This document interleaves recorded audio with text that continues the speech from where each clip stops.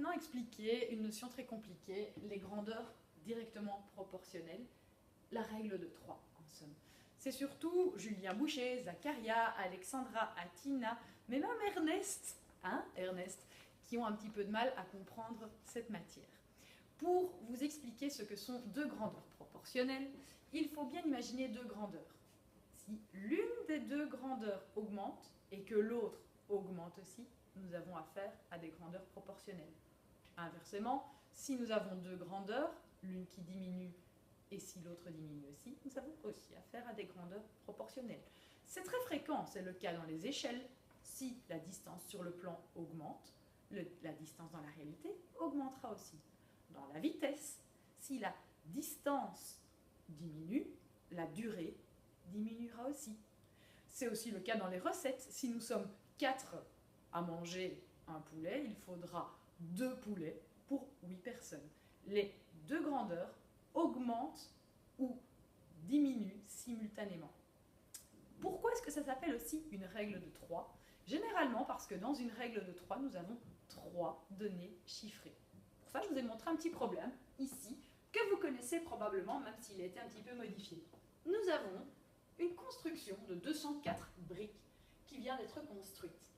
Sachant que 250 briques pèsent 1 tonne, combien pèse la construction ? Point d'interrogation. Première donnée chiffrée, 204 briques. Deuxième donnée chiffrée, 250 briques.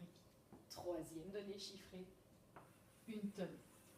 Nous allons les placer dans un T. C'est selon moi la méthode la plus simple, la plus efficace et la plus claire pour pouvoir résoudre un problème de proportionnalité. On vous dit que 250 briques pèsent 1 tonne. Plaçons-le dans le T. 250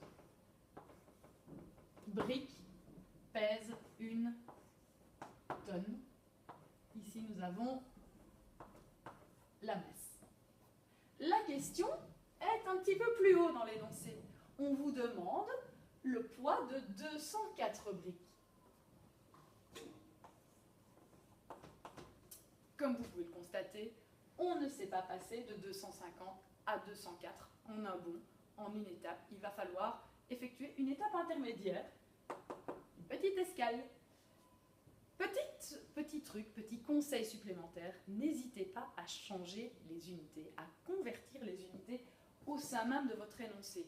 1 tonne, on se rappelle, c'est 1000 kilos.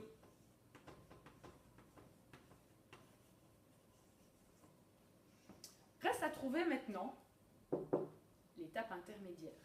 Je vous propose de passer par une brique. Combien pèse une brique ? Tout simplement, ce sera 1 tonne divisé par 250.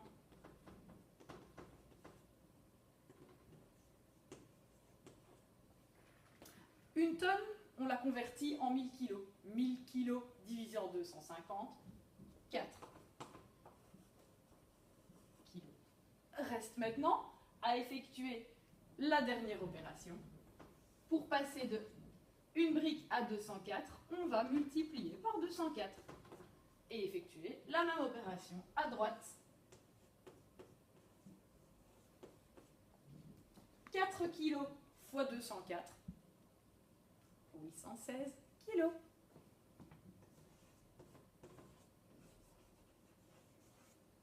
Vérifions que nous répondons bien à la question. Combien pèse la construction ? 850, 816 kg. Merci.